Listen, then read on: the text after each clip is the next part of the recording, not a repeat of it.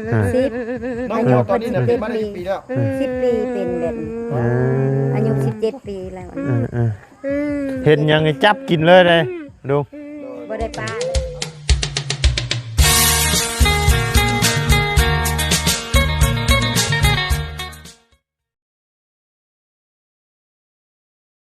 ปีนี่แหละเป็นแบบนี้ทักทายกับสบายดีนะพ่อแม่พี่น้อง FC เบิร์ดสุขูสู่คนเปิดภาพมาบัดนี้บัดอยู่กับเสือบาทนี่พี่น้องเลยเพิ่นเป็นยังนี่แม่เพิ่นแบบว่าตายขึ้นแล้วก็เพิ่นเลยเป็นแบบนี้เลยบ่รู้เรื่องตายคืนเป็นแบบนี้เลยแต่ว่าเพิ่นบ่ได้ให้บ่ในนี่เพิ่นห้องแนวเชื่อแบบนี้ตลอดเลยบางทีก็กลางคืนก็บ่ได้นอนบ่ได้อาบน้ำอาบหยังให้เพิ่นบ่นี่อาบแล้วก็ทูเที่ยวขี้ดินนี่ต้องไปเฮ็ดหันเฮ็ดนี่ได้ฝึกก็ทูเอาเลยเก็บไม้เก็บหยังกินเป็นไม้เป็นหยังอันนี้ก็เป็น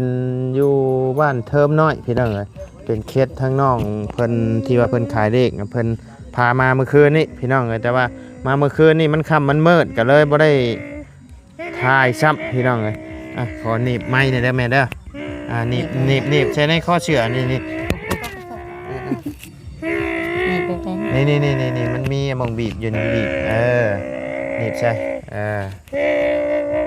ถูนี่นะบ่เจ็บปากบ่ล่ะ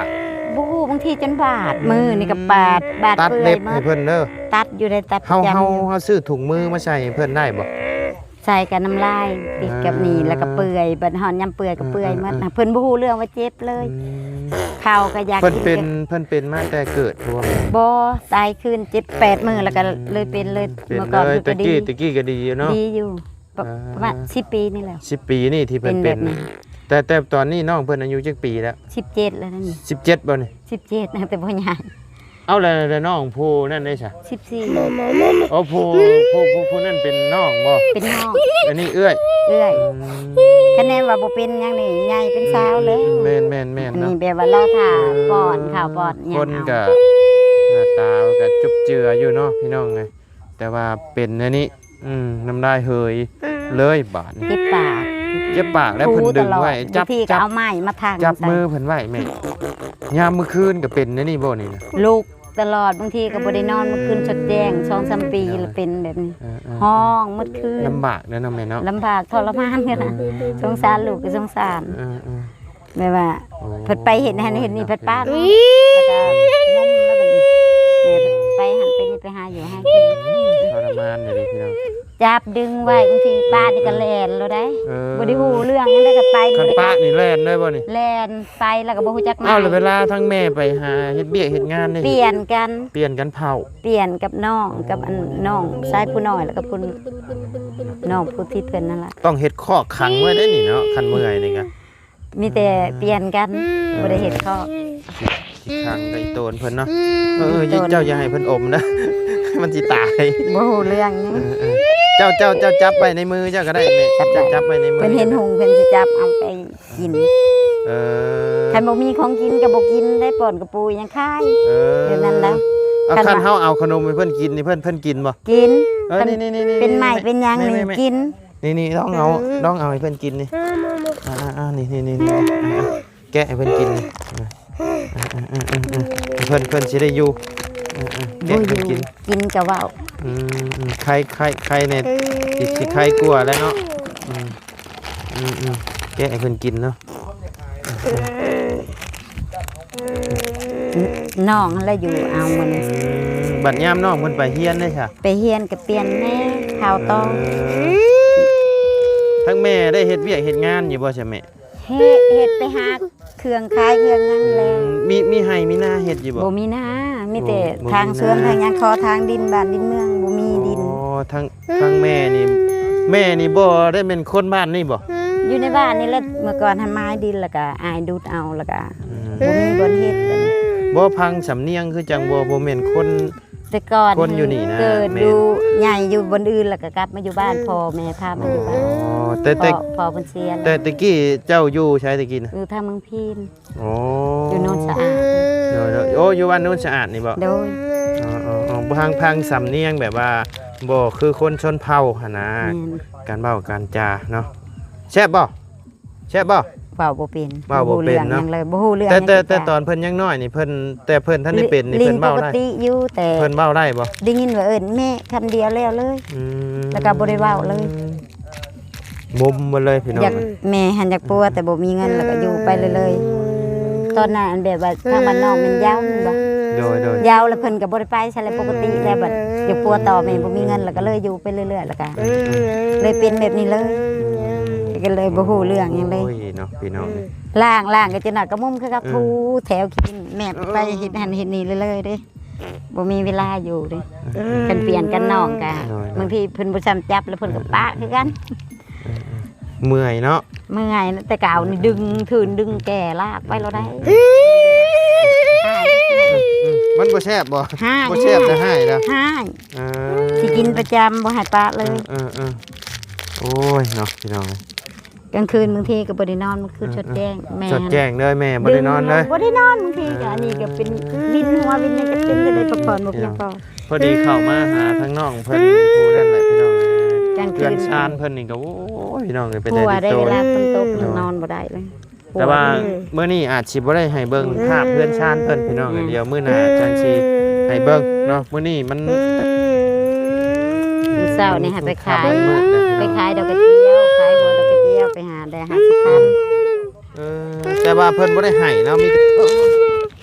เอาเจ้ามาพี่ก็ได้แม่เดี๋ยวเดี๋ยวเพิ่นสิจังหน่อยมันสิตาย แบบบ่ฮู้เรื่องเลย เพิ่นบ่ฮู้เนาะ บางทีกับแม่ไปกับน้องแล้วเราเปลี่ยนกัน โดย บางทีกับแม่ไปขายนั่นแม่พ่อมันกำลังกินอยู่แต่กัน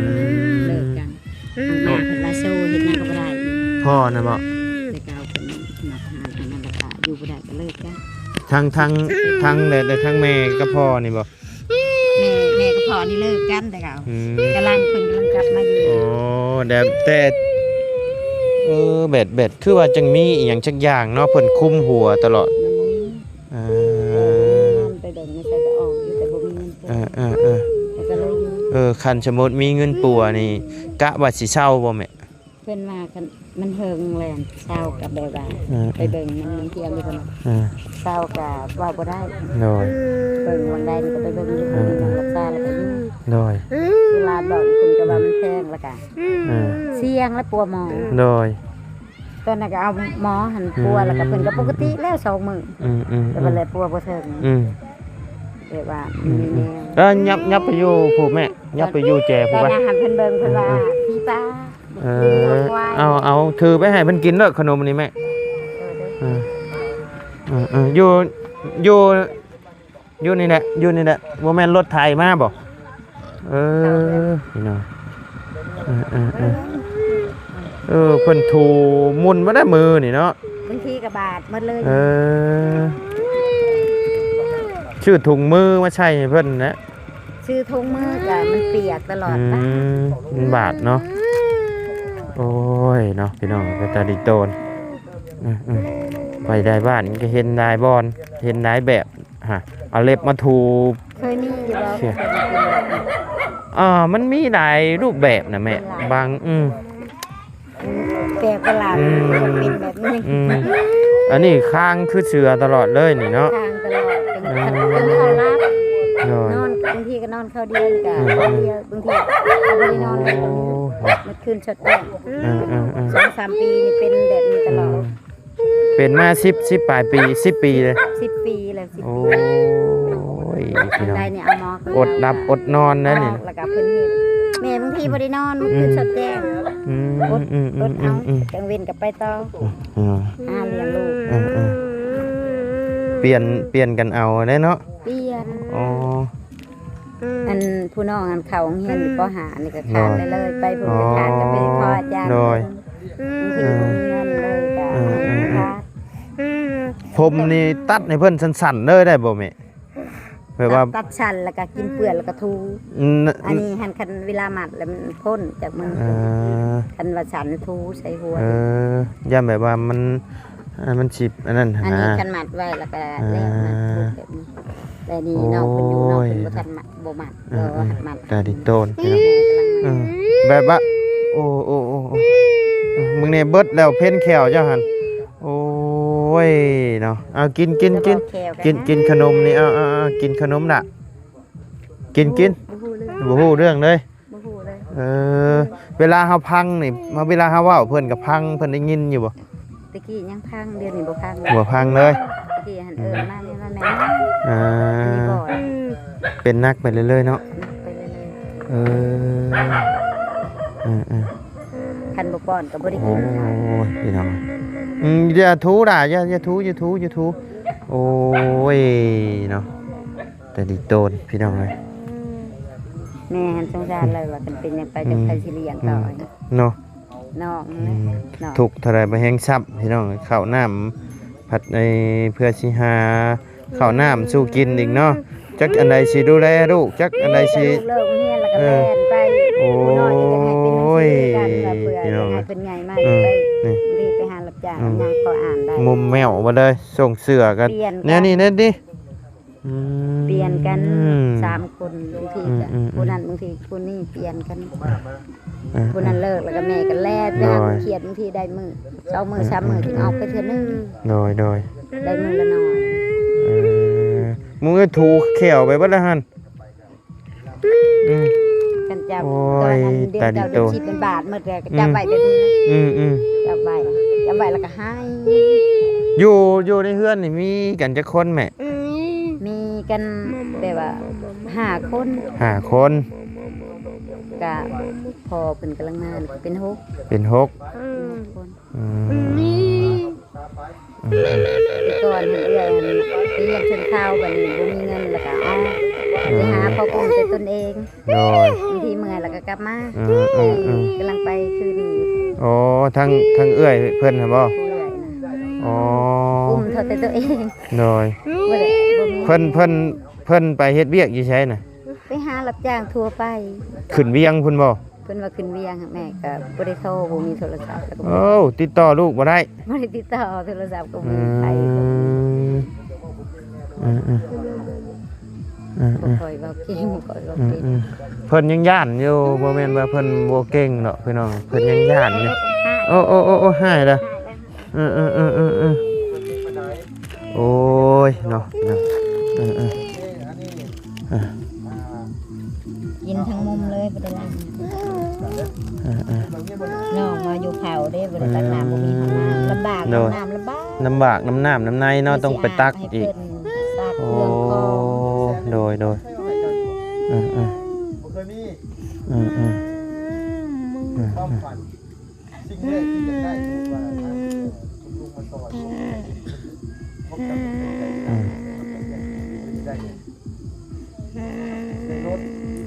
แม่นความนะเห็นน้องเคยเห็นน้องเพิ่นอยู่ผู้นี้อันย่างไปได้เรียนบ่คือบ่โดยเรียนหัวจนมีวันนั่นจังนั้นก็ได้แม่ไปเรื่อยตั้งแต่อ้าวเนาะโอ้ยพี่น้องยังหลายเนาะเขาบ่มีกินเนาะคิดว่าผู้นั่นได้เป็นเอื้อยผู้นี้เป็นเอื้อยเนาะเอื้อยบ่ได้โดยแม่นสบายดีเด้อบันชวนสบายดีด่ะสบายโดยมาพี่เอาฮะเอามาม่าเอามาม่าน้ำดุ้งเพิ่นก่อนฮะเอามาม่าน้ำดุ้งเพิ่นก่อนเนี่ยแต่เนาะโดยอันนี้ข่อยจำได้แล้วบ่ไรเอ้ยโดยน้องเพิ่นที่ข่อยเอิ้นรถแม่น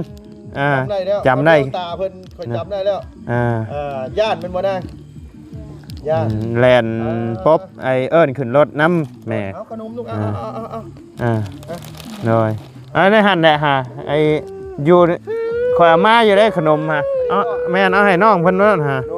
โดยเอาไว้กินนะลูกเด้อเบอร์ถูแขวเจ้าของอยู่ไหม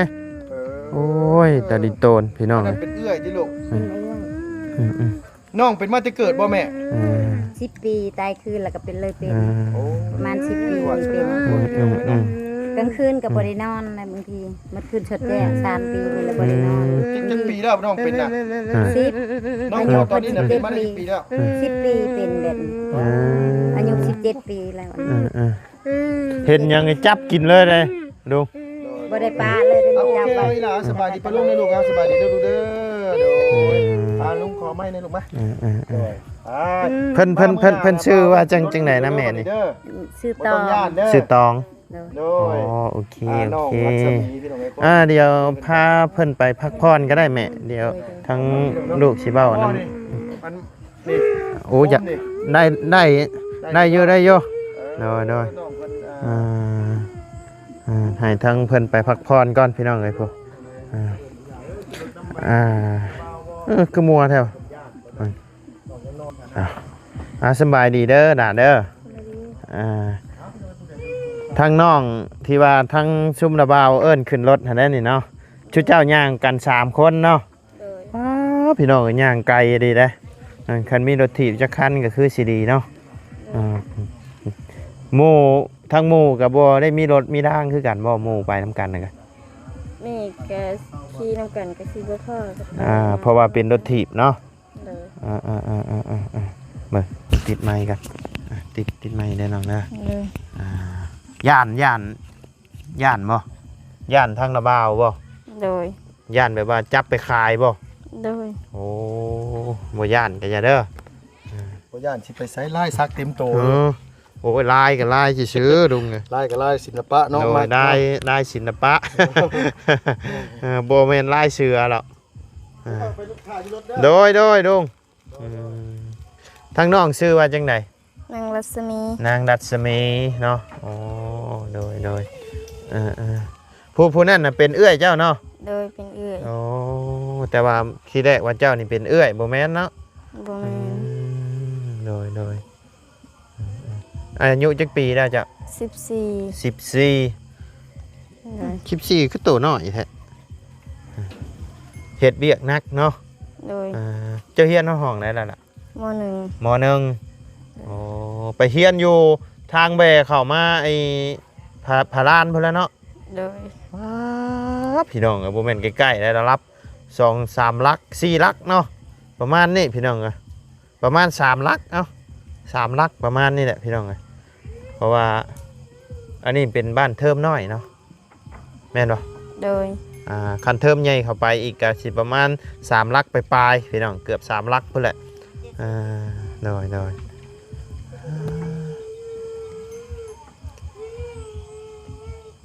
เห็นนะบ่าวตอนนี้ก็ยังย่านอยู่บ่ บ่ย่านแหละเนาะ โดย บ่ย่านก็อย่าเด้อ โดย นะบ่าวเอิ้นขึ้นรถแล้วขึ้นรถบัดนี้เด้อ โดย นะบ่าวมาช่วย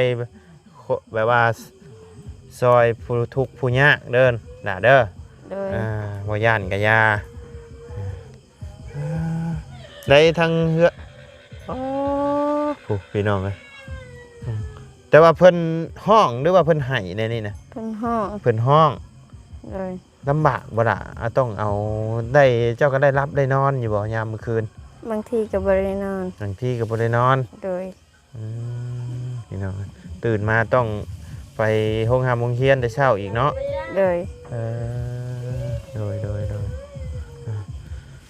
โอเคสามีแต่ว่ามื้ออื่นทางละบ่าวสิเข้ามาหาใหม่เด้อเพราะว่ามื้อนี้มันค่ำมันมืดแหละพี่น้องเอ้ยภาพก็บ่แจ้งบ่งามว่าสิถ่ายทั้งเฮือนทั้งซานน้องเฮือนน้องเพิ่นก็ไฟฟ้ายังบ่มีแสงโซล่าร์เซลล์ส่องมาอยู่พี่น้องเอ้ยมื้ออื่นนี่ก็ไปโรงเรียนเนาะ บ่ได้ไป บ่ได้ไปบ่พักบ่ โดย เจ้าเซ็งแล้วล่ะบ่ แล้วเลย แล้วมีแต่รอเข้าขึ้นเหล้าเนาะ โดย รอเข้าขึ้นเหล้าแล้วก็ไปเซ็งไปขึ้นบัดนี้ก็มอชองนะบัดนี้เนาะ โดย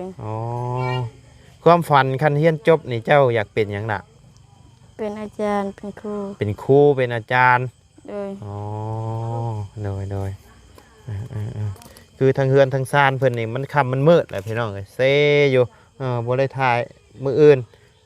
ทางบ่ได้สิมาเข้ามาอัปเดตอาการทางน้องเพิ่นอีกทีว่าอยู่ในนี่ตลอด24ชั่วโมงเลยบ่เนาะเบ็ดห้องอยู่ในนี่ตลอดเลยเนาะน้องเนาะ โดย เจ้าบ่หาข้าวหาน้ำเพิ่นกินนะ โดย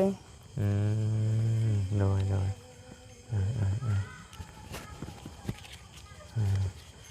ในความฝันเจ้านี่เจ้าอยากได้หยัง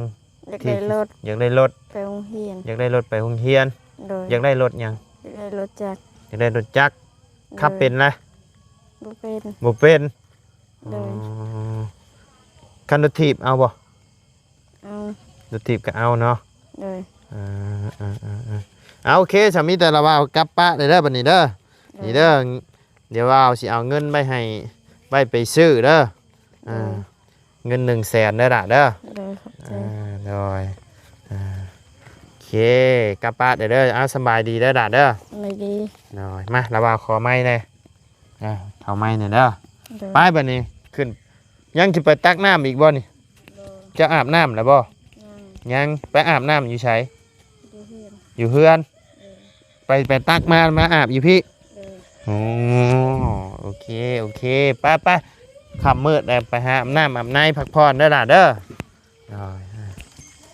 เอาโอเคเนาะพ่อแม่พี่น้องสำหรับคลิปนี้ก็ทางบ่ไลก็จะได้ขอจบคลิปลงไว้เพียงสำนี้ก่อนเด้อพี่น้องเด้อขอบคุญขอบคุณพ่อแม่พี่น้องและ FC เบิร์ดจุกูทุกคนเนาะที่เข้ามาติดตามนะครับส้มก็